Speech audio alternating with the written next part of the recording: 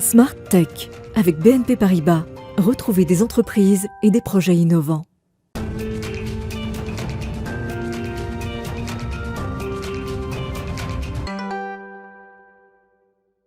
Bonjour à tous et à toutes, bienvenue dans Smart Tech que vous regardez sur la chaîne Bismart tous les matins. On est en direct à partir de 11h. Aujourd'hui, je vous propose de démarrer avec un nouveau texte de loi décrié déjà. Alors normalement, il est entré en vigueur depuis le 1er janvier 2022, mais je n'ai pas encore pu constater son application et sans doute vous non plus. Mais vous verrez sur vos prochaines factures télécom, vous aurez sans doute une indication de l'empreinte de vos usages numériques, l'empreinte carbone. Mon premier invité, Pierre Bessac, juge que c'est une décision inepte, voire contre-productive. Donc on en parle dans l'interview dans quelques instants. Et puis le cœur de cette émission sera dédié à la stratégie des GAFA, des géants du numérique dans le domaine de l'e-santé. On va essayer de comprendre où ils en sont et où ils veulent aller, quels sont leurs objectifs. Et puis on aura rendez-vous avec elle, avec des portraits de femmes tech entrepreneurs. Aujourd'hui, on parlera de Sophie Braque de la Perrière qui travaille dans une medtech qui a cofondé HealShape. Et on conclura cette émission par notre Zoom quotidien par une innovation pour imaginer demain. Mais tout de suite, on parle du présent avec l'interview. On va parler donc de l'empreinte carbone de nos usages numériques.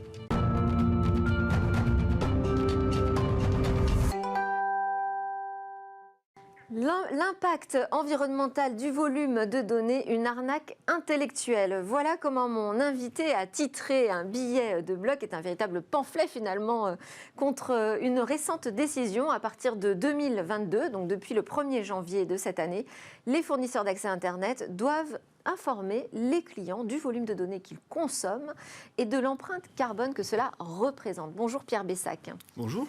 Déjà pour vous présenter, vous êtes un des pionniers de l'Internet français, vous êtes aussi actuellement le porte-parole du Parti Pirate, membre du collectif Les Numéristes Atterrés, dont la signature Twitter m'a fait réagir, l'empreinte du numérique pour les nuls, pour un moratoire sur le moratoire de la 5G.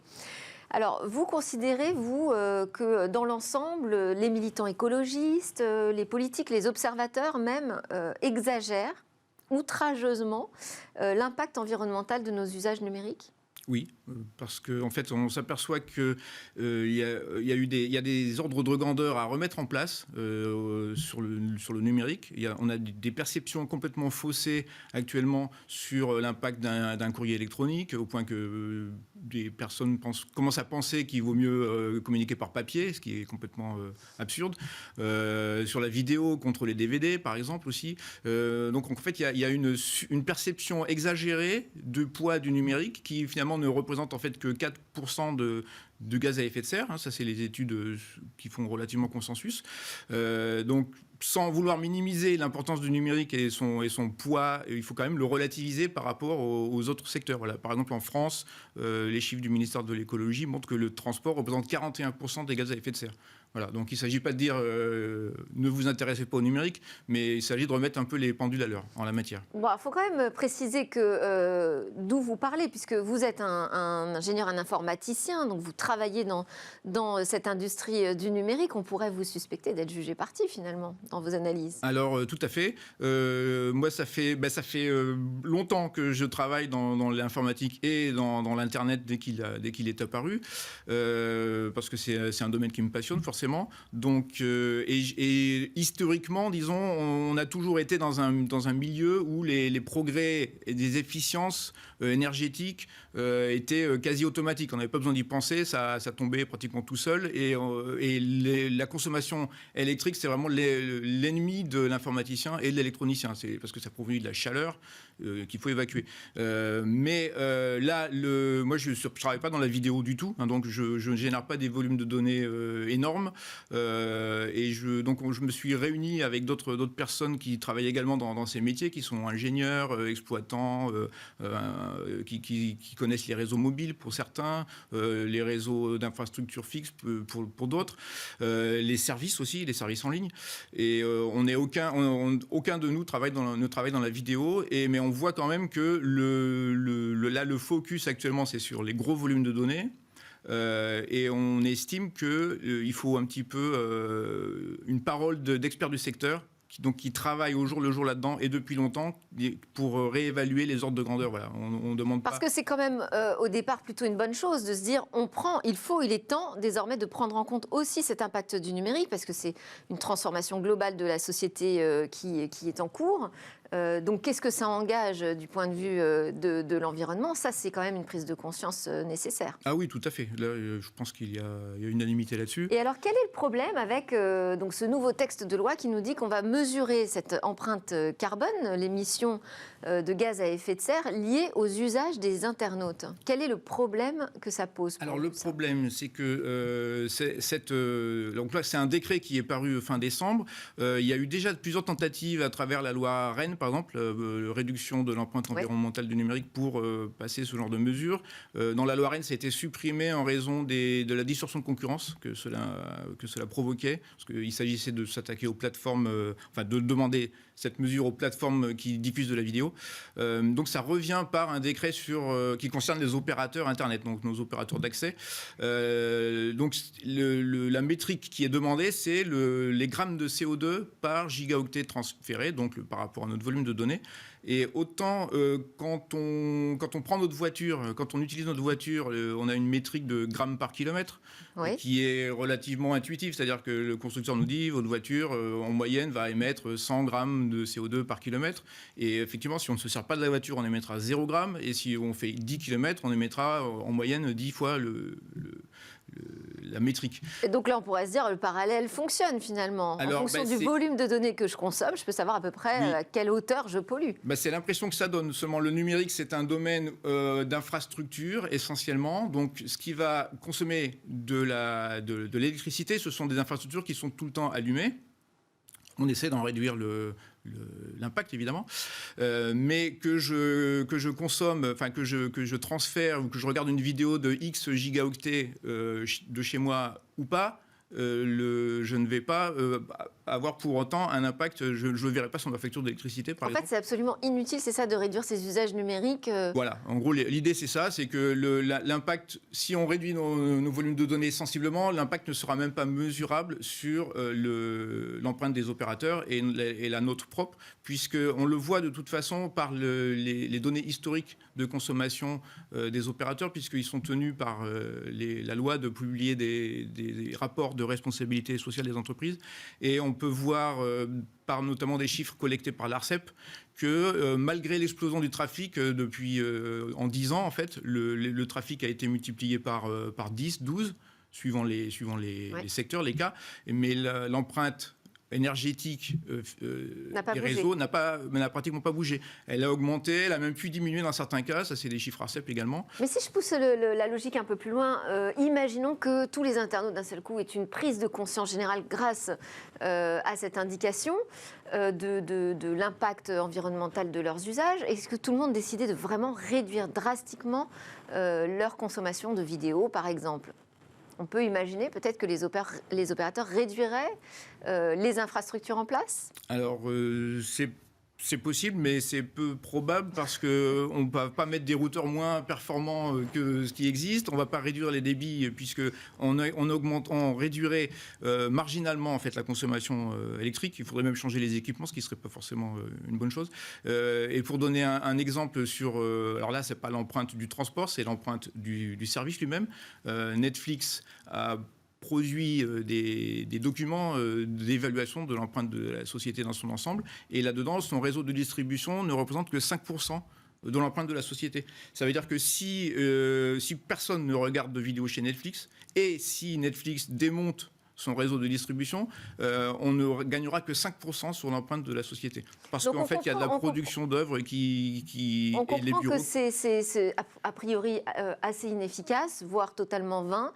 En quoi ce serait même contre-productif ? Alors contre-productif, pourquoi ? Parce que la métrique, elle est calculée à partir...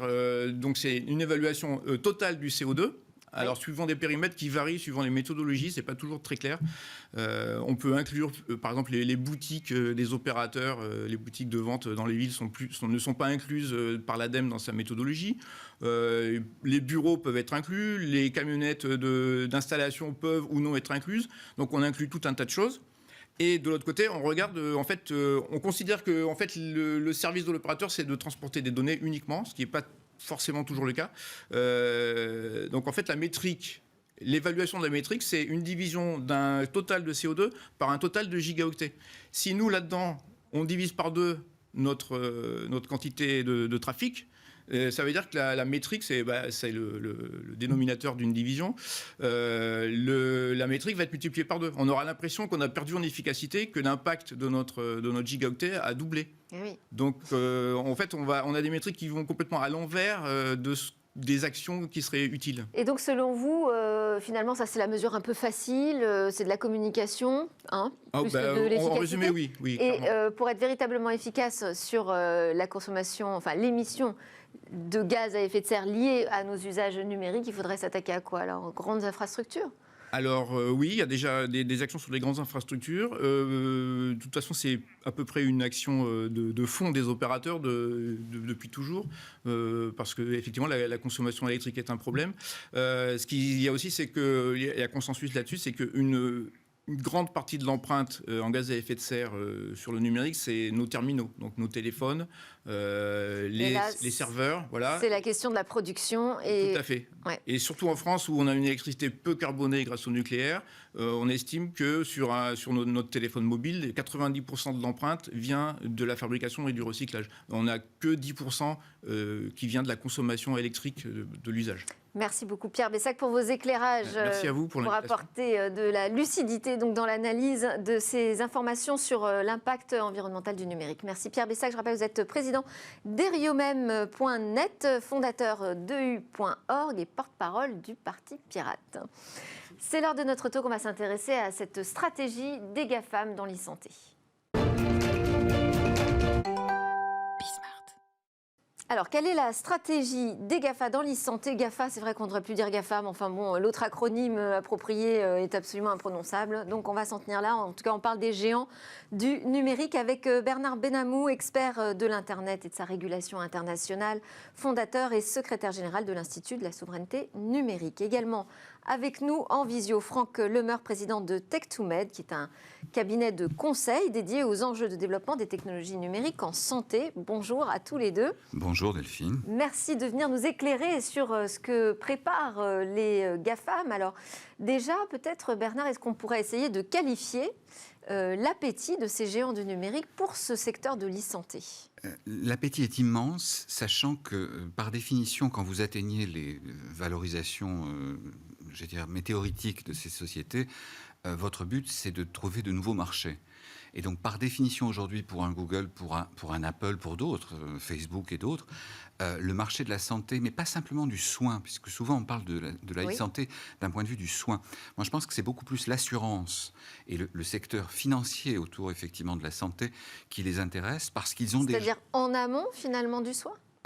En amont et en accompagnement en termes de prévention. Parce qu'ils savent que plus on est en mesure de prévenir et de modifier les comportements, plus on est en mesure d'économiser sur le soin en aval. Et on le voit en cette période de pandémie, on parle beaucoup de la réanimation qui coûte extrêmement cher. Donc tout ce qui permet d'éviter de l'hospitalisation, du soin lourd, chirurgical, chimiothérapie et autres, par définition, c'est une économie qui peut être hautement valorisable d'un point de vue prudentiel, comme diraient les acteurs de l'assurance. Donc, par définition, pour eux, je pense que c'est plus cet aspect-là, sachant qu'ils disposent, pour Google, par exemple, pour Facebook aussi, évidemment, de données qualifiées sur la santé des individus de manière telle que pour eux, établir un risque, un rating sur le risque santé est quelque chose d'évidemment beaucoup plus simple que pour des acteurs qui seraient totalement étrangers au secteur. Donc, je pense que c'est plus cet aspect-là qui les intéresse que de devenir des compétiteurs du Big Pharma ou des compétiteurs des industries du soin de manière générale qui sont beaucoup plus risquées, beaucoup plus cash intensive, comme on dit en mauvais français. Et donc, je pense que c'est plus cet aspect-là des choses. Ils sont déjà présents. Ils savent qu'il y a un marché phénoménal. Phénoménal. Il y a une étude remarquable que je recommande à tous. Et a priori, ils sont les mieux positionnés pour récupérer la manne. Absolument. Et je pense qu'effectivement, on voit bien qu'aux États-Unis, ils sont déjà présents sur l'assurance santé. Google est déjà présent sur l'assurance santé. Tous sont plus ou moins en train de se positionner. Après, s'être positionnés sur les instruments de paiement, sur les instruments financiers. Le but après, c'est évidemment d'avoir une offre intégrée qui sera une offre banque plus service d'assurance plus effectivement service de suivi et de prévention sur les pathologies. Bon, ben on voit où ça va. Franck Lemeur, il représente quoi déjà ce marché mondial de l'e-santé ? Alors, bonjour. Effectivement, les experts considèrent que la projection du marché de l'e-santé au niveau mondial, c'est à peu près 250 milliards de dollars de valorisation. Il y a déjà eu des évaluations qui ont été très fortes par le passé, il y a quelques années, avec l'essor notamment de tous les dispositifs connectés santé qui étaient plus ou moins produits d'ailleurs par des GAFA et d'autres industries. Il y a eu un effet mode aussi et de projection peut-être très optimiste. Aujourd'hui, quand même, on voit que de plus en plus de GAFA constituent des alliances, développent des projets ambitieux dans la santé, y compris avec l'industrie pharmaceutique ou les fabricants de médicaments traditionnels. Et comme le disait M. Benhamou, effectivement, la data aujourd'hui est centrale dans les approches stratégiques de ces sociétés. La capacité de la traiter, de la stocker est clé et peut permettre effectivement un déplacement de la santé vers ce qu'on appelle les soins traditionnels, vers plus en plus demain de prévention numérique, d'anticipation, de détection, de fléchage. Je pense que les réseaux sociaux, on y voit beaucoup de menaces, mais il existe aussi des opportunités. Il y a eu notamment quelques rapports qui ont été faits en France, par exemple Healthcare Data Institute, sur l'usage des réseaux sociaux en santé pour parfois mieux flécher les informations chez les bons patients, chez les bons utilisateurs de ces outils. Est-ce qu'on peut évaluer à peu près les moyens qui sont aujourd'hui déployés par ces géants du numérique dans le secteur de l'e-santé ? Ce qu'on voit aujourd'hui, ce sont surtout deux types de moyens. C'est effectivement tout ce qui est autour de la data, avec notamment les clouds santé qui sont très importants. Vous avez notamment le Amazon Web Service, qui est la partie la plus, parfois l'iceberg à cacher d'Amazon, mais c'est leur grosse activité, c'est le cloud, avec énormément de startups en santé ou de sociétés qui utilisent les services d'Amazon. Et vous avez évidemment des sociétés comme Microsoft, Google, qui ont leur propre cloud, notamment Microsoft Azure, dont on a entendu parler avec le... Et effectivement, aujourd'hui, beaucoup d'industries de santé, industries traditionnelles, c'est-à-dire les medtech, ceux qui font du matériel médical, mais aussi les pharma, convergent, ont des alliances. Il y a quelques cartographies qui ont été faites par notamment Ernst & Young sur toutes ces alliances pour effectivement améliorer l'offre de soins à partir d'une meilleure connaissance des parcours patients, des données patients, des algorithmes de traitement de ces données. Et la pharma traditionnelle a recours de plus en plus à des partenariats, notamment avec les GAFA ou les Batix ou d'autres structures qui sont dans d'autres pays. Oui, géant du numérique, ça peut être américain ou chinois, tout à fait, c'est important de le rappeler. Ouais. Alors là, vous êtes déjà en train de nous projeter dans un présent futur, mais finalement, c'est presque historique, les investissements dans l'e-santé chez les géants outre-Atlantique en tout cas. Oui, c'est assez ancien avec des succès divers, puisque effectivement on parlait de leur investissement sur ces sujets. Par exemple, aux États-Unis, Google a essayé de mettre en place un dossier santé qui a peiné à se mettre en œuvre. Il y a eu plusieurs initiatives qui ont été faites effectivement sur l'utilisation des données. À l'époque d'Obama, il y a eu un projet assez intéressant qui était d'analyser les données, en particulier pour les vétérans de l'armée américaine, pour essayer effectivement de développer, je dirais, des offres personnalisées dans ces domaines. Mais si on remonte encore plus en amont, chez Google, c'est arrivé très tôt, cette stratégie d'investissement dans l'e-santé pour la recherche. Absolument. Et il y a toujours eu une vraie... Alors certains diraient que c'est idéologique, oui, autour de la singularité. C'est là que je veux vous emmener. Je sentais venir la question autour de Ray Kurzweil, le chief... transhumaniste. Oui, transhumaniste assumé, oui. et qui effectivement a eu un poste, je dirais, qui n'est pas que honorifique au sein de Google et qui lui permet effectivement de déployer des projets. Il est vrai que se pose la question de l'orientation long terme des investissements dans ces domaines. Est-ce que l'on veut effectivement aller vers des possibles manipulations génétiques, des possibles interfaces neurales telles qu'en pratique un autre grand acteur, à savoir Elon Musk avec sa société, Neuralink. Par définition, je pense que s'opposeront des questions stratégiques et politiques, un peu comme s'en pose, tout à l'heure monsieur évoquait, sans le nommer, le Health Data Hub, donc, qui est hébergé par Microsoft, ce qui pose des questions nombreuses à l'heure actuelle. Par définition, est-ce que nos objectifs européens de santé, de couverture sociale sont compatibles avec la vision telle qu'elle est déployée aux États-Unis d'hyperfléchage. Monsieur parlait tout à l'heure du fléchage vers les individus. Le vrai danger serait la couverture hyper individualisée du risque, c'est-à-dire en clair, effectivement, une remise en question totale de notre mode de protection sociale issu de la Seconde Guerre mondiale. Est-ce que c'est vers ça que nous souhaitons aller ? Là, c'est une question politique, ce n'est plus du tout technologique. C'est vraiment une question qui devra se débattre politiquement avec les Français, un peu comme on a débattu de la bioéthique il y a quelques années. Je pense que ça devra faire l'objet d'un débat politique. Est-ce que vous constatez des différences de stratégie entre les différents acteurs ? D'un côté, justement, Google, on évoquait les projets historiques ou encore Neuralink, et puis de l'autre côté, Facebook, Apple, qui ont peut-être des approches différentes, ou Microsoft ? Oui, tout à fait. Je pense que alors, ce qui est intéressant, c'est que Google, tout début, il y a quelques années, il y a je crois, à peu près 15 ans, avait pour grande stratégie l'immortalité. C'était vraiment ce qui relève un peu du transhumanisme. C'était d'ailleurs une feuille de route qu'ils avaient, qui était vraiment une forme de progrès ultime, qui était l'immortalité en travaillant l'aspect santé, mais aussi le génome, enfin, toutes les ambitions. Je pense qu'ils ont revu probablement un certain nombre de leurs ambitions. Ils sont plus aujourd'hui dans la donnée, le traitement, les algorithmes de données. Beaucoup de partenariats qui sont faits avec Google, Verily. Alors, Sanofi en avait fait un, vous vous rappelez que ça fait des rachats aussi, beaucoup de rachats du côté de Google, voilà, dans les startups de la santé. Voilà, les réseaux sociaux, tout ce qui va être la data, l'utilisation de cette data, l'algorithmie autour de la data, c'est plutôt, je pense, l'on est la guerre. Vous avez peut-être les autres qui sont plus sur le stockage, le traitement des données. Et puis vous avez Apple qui est intéressant. Apple qui s'est toujours revendiqué d'être très hardware, a quand même aujourd'hui une trajectoire santé qui n'est pas forcément toujours avouée, mais à travers leur device, notamment l'Apple Watch, qui est comme un outil très complet. Il faut savoir qu'aujourd'hui, il y a beaucoup d'essais cliniques dans le monde, et les essais cliniques sont de plus en plus, utilisent de plus en plus d'objets connectés pour remonter plus vite les informations, pour traiter plus vite ces informations. Donc en fait, on a une numérisation de la santé.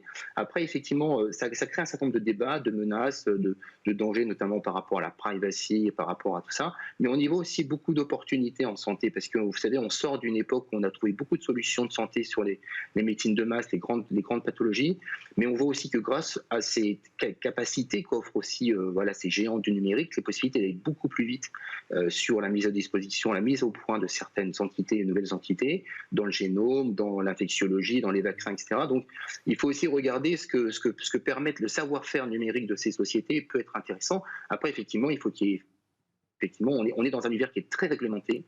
Je pense que la FDA et l'EMA font très attention à tout ça, ne serait-ce que sur les dispositifs médicaux, l'intelligence artificielle, la protection des données, le consentement. Mais pour autant, il faut voir que ces puissances de calcul, cette vague numérique, elle a des intérêts aussi pour trouver ou aider beaucoup de pathologies pour lesquelles on n'a pas trouvé de solution, des maladies rares, etc., la génomique. Donc il faut regarder aussi les aspects positifs de ces progrès numériques. Bernard Menamou, là-dessus, sur quand même les avantages aujourd'hui d'avoir des géants du numérique qui s'intéressent à l'e-santé ? L'avantage serait d'avoir des géants européens qui s'intéressent à l'e-santé et qui soient capables d'y investir massivement. Mon problème étant que, comme nous en parlions, les objectifs stratégiques et politiques de certaines de ces sociétés ne sont pas superposables avec les nôtres. Donc notre problème n'est pas qu'un problème de régulation. Je vous rejoins tout à fait, monsieur. Je pense qu'effectivement, c'est un secteur très régulé. On le voit d'ailleurs, on parlait du Health Data Hub, qui a connu quelques démêlés récents en termes justement d'accréditation. Il subit même un coup d'arrêt. Certains décrivent un coup d'arrêt, d'autres disent que c'est un ralentissement. Disons que c'est un mauvais signal envoyé quant à son devenir. Et surtout Mais pour autant, on en a besoin de ce Health Data Hub. Moi, je pense que l'idée est bonne. Ce grand projet de plateforme je de pense données que l'idée est bonne. La recherche pour la santé des Français. En IA. L'idée vient du rapport Villani, il faut le rappeler. C'est de ce rapport qu'était née l'idée donc d'une grande plateforme des données de santé pour développer des nouveaux savoir-faire en matière d'IA, en matière de santé. Donc l'idée est intéressante. Confier d'emblée, dès l'origine, day one, comme on dit, à un géant américain qui, de surcroît, est un grand acteur de la santé numérique et en particulier de l'intelligence artificielle en santé. Je rappellerai que Microsoft a racheté pour, je crois, 19 milliards de dollars la société Nuance, qui traite justement des algorithmes d'intelligence artificielle en santé. Donc il n'est pas du tout neutre, c'est pas du tout un hébergement, je dirais, classique. On est bien là sur du stratégique. Et donc, par définition, pour nous, Européens, il nous faut développer ces savoir-faire Et sur les objets connectés de santé, ce que rappelait monsieur, et je rappelle notre rapport que nous avons commis il y a quelques mois de cela sur Internet des objets et souveraineté numérique, dans le cadre, et qui est évidemment téléchargeable sur le site de l'Institut, qui revient largement... Vous pouvez le montrer si vous voulez. Je peux le montrer à l'image, je ne sais pas si... Voilà, qui est en français ici et en anglais de l'autre côté. Vous voyez, une double version. Et les deux versions sont disponibles évidemment en téléchargement sur le site. Par définition, je crois qu'il nous faut créer cette opportunité de créer la prochaine vague de technologies de la santé autour des objets connectés, autour justement de l'intelligence artificielle, qui soit porteuse de davantage de protection. Monsieur parlait de la protection de la vie privée, qui est l'angle mort de la vision américaine dans le domaine. Parce qu'on sait très bien que notre perception et la leur des questions de vie privée est totalement différente, voire incompatible. Donc, à un moment donné, je pense que pour développer véritablement en confiance, au niveau de l'espace européen, ces technologies, il faudra effectivement développer ça, pas simplement des régulations, mais bien aider à développer une politique industrielle de ce secteur, qui, je crois, est l'un des secteurs majeurs dans les années à venir pour les techs au sens global et en particulier pour les Européens. J'entends bien Bernard Benamou, mais c'est quand même la santé un secteur hyper régulé aujourd'hui, où il est quand même très difficile d'innover rapidement. On l'a vu justement encore à l'occasion de la crise Covid-19. Comment Franck Lemer... Respectueusement, je ne suis pas d'accord. Bon.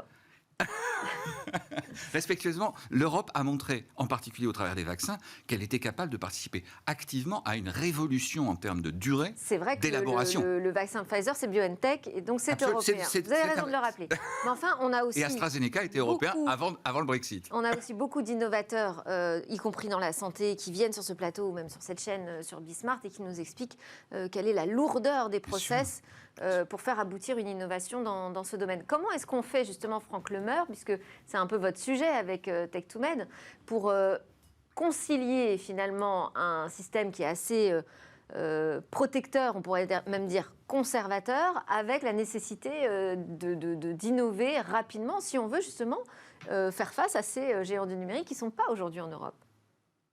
Oui, c'est créer le lien entre cette vague numérique qui est presque infinie en potentialité et le monde de la santé qui est très conservateur et très réglementé, hein, et qui heureusement a certains garde-fous en matière de qualité, de niveau de qualité, d'exigence qui sont là.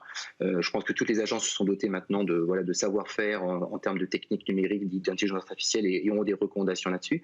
Je pense qu'il y a tout. Le sujet des technologies de la santé, c'est souvent un problème d'utilisateurs et d'usagers. Hein. Ce qu'on voit aujourd'hui, c'est qu'il y a beaucoup de progrès technologiques qui sont apportés, mais souvent sur des choses plutôt simples, les prises de rendez-vous, le quotidien, les besoins fondamentaux. Par contre, c'est vrai que, par exemple, l'usage du numérique par un patient ou par des médecins au quotidien, ça c'est un sujet sur lequel on voit qu'il y a encore beaucoup de problèmes d'acculturation, de connaissance, de défiance, notamment la défiance par rapport aux données, à la privacy. Il y a une intention positive. Est-ce que les gens vont aller déverser toutes leurs données de santé dans le nouvel espace numérique de santé? On verra. On voit en tout cas qu'il y a à la fois des protections des carcans, mais aussi il y a encore des barrières d'usage, hein, des barrières de trouver des bénéfices. Moi, je dis toujours que la feuille de route de l'espace numérique de santé en France mettrait aussi de donner aux citoyens une visibilité sur quel progrès ça va leur apporter au quotidien dans leur vie, en termes de progrès de vie. Par rapport à ça. Le numérique peut apporter beaucoup. Pour revenir sur la question de l'Europe, je pense qu'en Europe, on a toutes les compétences. C'est une question d'échelle de moyens, parce que je discutais avec des acteurs comme Dassault Systèmes qui ont d'ailleurs investi énormément d'argent aussi dans le numérique en santé, dans la data. C'est une question de moyens. Je crois qu'on est face à des monstres financiers, hein, qui ont des milliards. Des milliards, quand ils mettent, nous on met 1 milliard, ils en mettent 20 fois plus. C'est ça qu'il faut regarder, c'est que l'Europe doit faire un effort de rattrapage probablement pour se remettre dans la course en tout cas à cette légitimité, à cette souveraineté. Ouais, alors c'est vrai que ça pose cette question. Est-ce que finalement on va construire la santé de demain, notre nouveau système de santé plus numérique en fonction des GAFAM, ou est-ce qu'on est capable de produire quelque chose d'innovant et à l'image finalement de l'approche européenne? là, je ne serais pas un témoin, je serais un militant par rapport à cela. Et je pense que non seulement on en est capable, mais on le doit, si tant est que l'on réhabilite cette notion qui a été longtemps décriée de politique industrielle dans ce secteur. Et je pense que s'il est bien un secteur sur lequel l'Europe est légitime, parce que justement elle a des acteurs en santé, elle a d'extraordinaires chercheurs, on l'a vu encore pendant la pandémie, c'est bien effectivement ce secteur-là qui doit nous permettre d'être différenciants. Mais ça veut dire qu'il faut être ouvert à l'innovation aussi. Je pense qu'on peut l'être. Le vrai problème, monsieur le citait à l'instant, c'est qu'il faut au départ, évidemment, investir massivement et faire des choix. Et faire des choix, c'est ce que l'Europe, historiquement, a eu du mal à faire. C'est-à-dire qu'elle a eu plutôt tendance à faire du spread, donc du saupoudrage, que de dire il y a des secteurs prioritaires, la transition écologique, évidemment, et énergétique, la santé, les technologies financières dont on parlait, sur lesquelles l'Europe peut et doit être majeure, avec une offre qui sera différente, qui sera plus porteuse de protection, de confiance que ne le sont les GAFAM. On parlait de Facebook tout à l'heure. Facebook collecte des données de santé sur des personnes qui ne sont même pas abonnées Facebook. C'est-à-dire ce qu'on appelle les shadow profiles. Donc ça a été démontré, analysé, révélé lors des auditions au Sénat américain. On voit bien qu'il nous faut rétablir la confiance. Et s'il y a bien un secteur, et on le voit au travers de la pandémie, qui est ultra sensible en termes de confiance, c'est bien la donnée santé, le suivi du soin et effectivement le rapport avec le soignant. Et c'est tout le problème effectivement de ces plateformes qui effectivement, par exemple pour ce qui est des rendez-vous, sont là aussi hébergées par des grands acteurs américains, ce qui pose des questions effectivement à terme sur notre relation avec ces acteurs dans le cadre de la santé. En tout cas, si on peut agir plutôt que réagir, c'est encore mieux. Merci beaucoup à tous les deux. Franck Lemeur, président de Tech2Med, et Bernard Benamou, secrétaire général de l'Institut de la souveraineté numérique. On part en pause et on se retrouve juste après pour découvrir une femme entrepreneur dans la tech.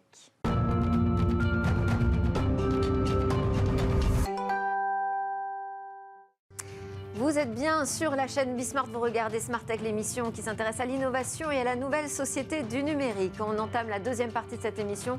On aura un zoom évidemment sur une innovation en toute fin d'édition.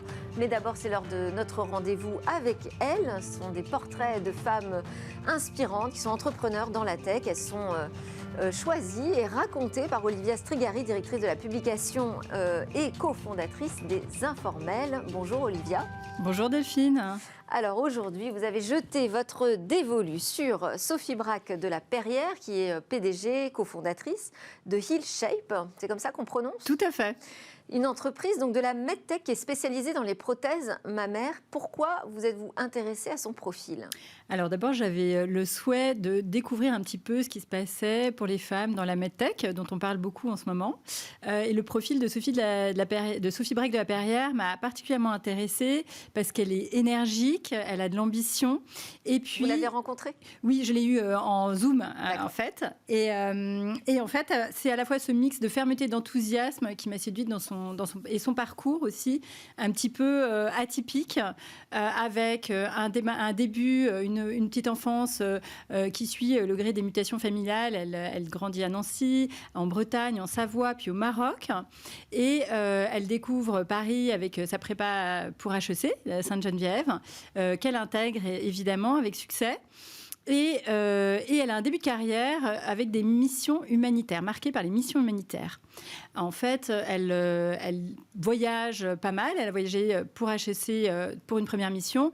Et puis, elle se passionne. Elle dit que dès qu'elle a de l'argent, elle part à l'étranger, elle part en mission. Et donc, elle va en Inde, aux Philippines, en Côte d'Ivoire. Et elle effectue même un voyage avec son futur mari à l'époque sur le Transsibérien, où elle traverse toute l'URSS, toute la Russie et la Mongolie jusqu'en Thaïlande, où elle effectue une énième mission humanitaire. Mais elle se dit, bon, il faut bien travailler. Donc, bien gagner sa vie. Voilà. Et lors de ses études, elle avait effectué un stage chez Sanofi dans le département des fusions-acquisitions. Et donc, elle contacte naturellement Sanofi et elle réintègre ce département dans lequel elle va travailler pendant près de 7 ans. Et pendant près de 7 ans, c'est-à-dire qu'elle quitte, elle décide à un moment de quitter Sanofi?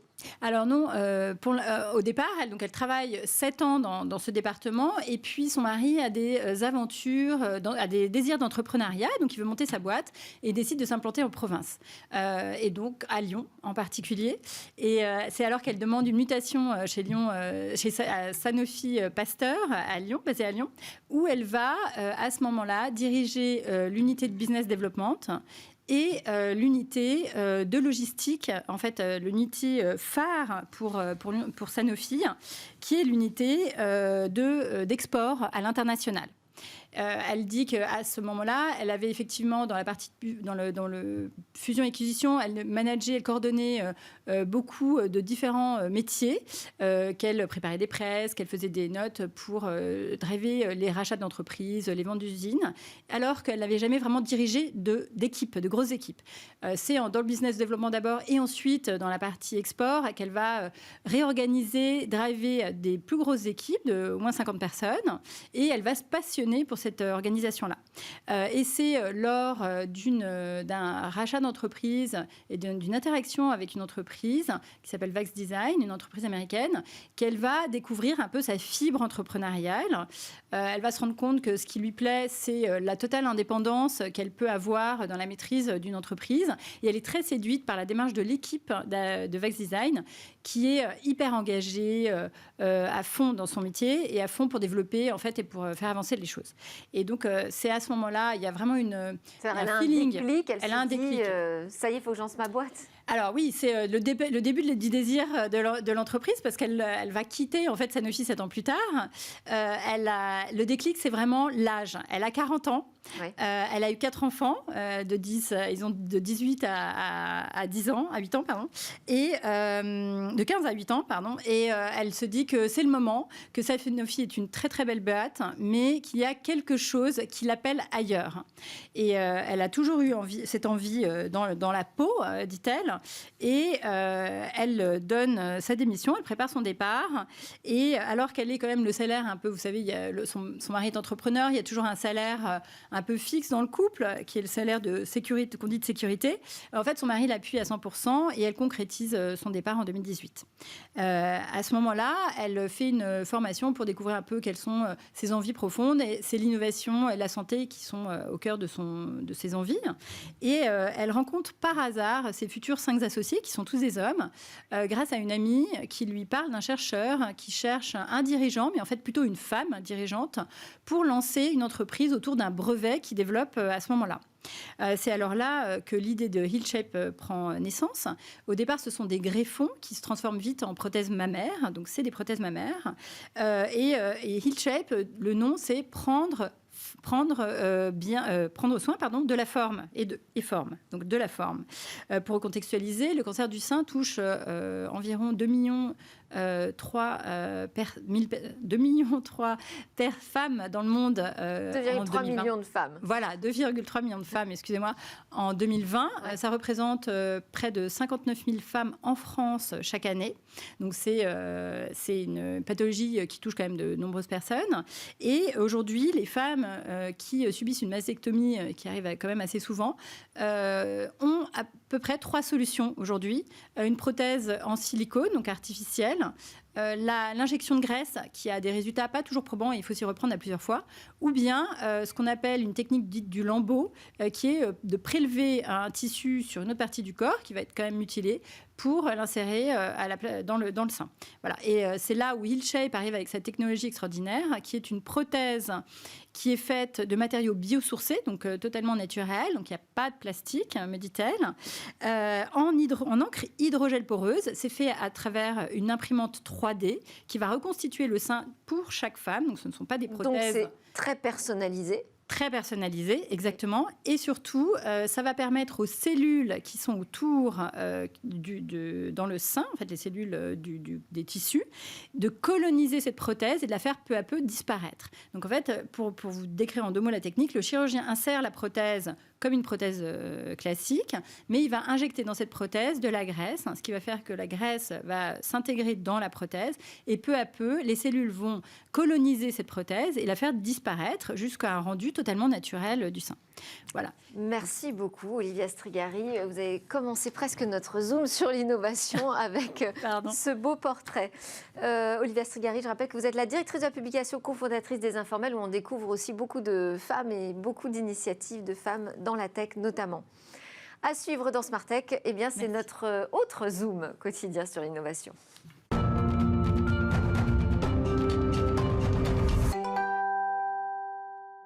Et je suis en compagnie de Cécilia pour notre séquence Et demain. Vous allez nous présenter, Cécilia, une intelligence artificielle qui redonne vie en quelque sorte à d'illustres ancêtres. Oui, effectivement, vous l'avez peut-être vu passer vous aussi sur les réseaux sociaux récemment. On commence à voir apparaître pas mal de photos assez épatantes. Épatantes, pourquoi ? Parce qu'il s'agit du roi Auguste ou de Jules César. Alors vous allez me dire, mais il n'y avait pas de photos d'eux à l'époque. Évidemment, c'était des peintures, c'était des sculptures. C'est comme ça qu'on gardait en mémoire les visages de ces personnes-là. Et bien aujourd'hui, on voit des photographies apparaître. Et ça, c'est grâce à l'intelligence artificielle. Il y a quelques créatifs qui commencent comme ça à redonner vie à ces artistes défunts. Dernier exemple en date, le travail à personnalité effectivement défunte.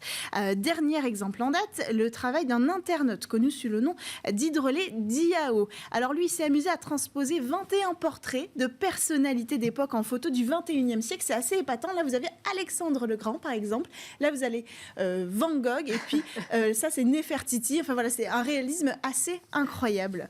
Et alors, comment fait-il ? Comment procède-t-il ? Il a utilisé, comme beaucoup d'autres, une plateforme qui s'appelle Artbreeder. Cette plateforme, elle est assez prisée par les jeunes créatifs sur Internet. En fait, c'est une plateforme collaborative avec une intelligence artificielle intégrée sur ce site-là, qui permet à tous les artistes d'avoir à disposition d'abord des centaines de milliers de fichiers pour travailler. Et donc, en fait, ils vont là-dessus, ils s'amusent à créer des visages, soit sur la base d'une photo, soit sur la base de rien du tout, et à les décliner en plusieurs variations, des dizaines de variations. Ces réglages, ils sont possibles sur le site grâce à beaucoup de curseurs, en fait. L'intelligence artificielle se voit suggérer des modifications. On peut modifier, je sais pas moi, la teinte, les couleurs de l'image, le genre du personnage, ajouter des poils sur le visage, ajouter des lunettes, faire des yeux plus petits, plus ronds, la taille de la mâchoire, c'est extrêmement précis. Mais c'est pas comme un logiciel Photoshop.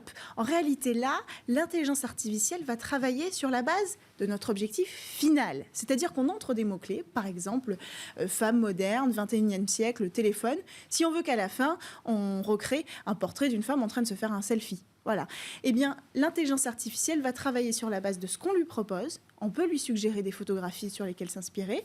Et sur toute cette base collaborative qu'elle a accumulée, elle va aller chercher les marqueurs, les mots-clés qui auront identifié ces photos, et elle va en faire un travail final assez impressionnant. Alors ici, on a vu ces portraits de personnages illustres. Il a fallu plusieurs heures à chaque fois pour chaque personnage pour aller faire un premier travail de recherche pour identifier les photos les plus intéressantes, pour accompagner l'IA, mais ça n'a pas suffi. Malgré le potentiel de ce site Artbreeder, le créateur est aussi allé chercher l'application FaceApp, qu'on connaît bien. Il lui a fourni quelques images qu'il avait obtenues avec Artbreeder, et ensuite il a fait ce mélange-là pour obtenir un résultat assez épatant, il faut le dire. Il y a d'autres exemples ? D'autres exemples, oui. Je vous en donne encore un. Hadi Karimi, je l'aime bien celui-là parce qu'il redonne vie aux compositeurs, comme par exemple Chopin. Ça, c'est Chopin qu'on voit à l'image. Ouais. C'est assez beau, c'est très léché. Alors là, c'est pas loin de la peinture. C'est marrant d'utiliser la technologie aujourd'hui pour recréer de la peinture. Ça, c'est Schubert qu'on voit à l'image. Alors, c'est intéressant avec cette technique-là, on peut apprendre à identifier aussi un petit peu, à s'approprier, à mettre un visage sur ces noms illustres dont on ne connaît pas forcément grand-chose, surtout quand on est jeune, parce que le principal canal de diffusion de ces portraits, c'est les réseaux sociaux. Et ça permet aussi aux jeunes de mettre un visage sur un nom, de s'approprier un personnage historique. Mais bon, c'est important quand même de préciser que ces outils-là, ils peuvent être utilisés pour de très belles choses comme ça, mais aussi pour un usage un peu plus dangereux.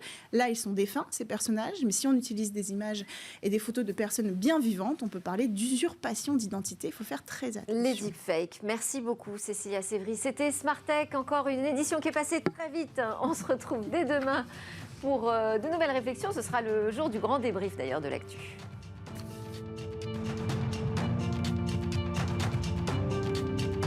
Smart Tech avec BNP Paribas. Retrouvez des entreprises et des projets innovants.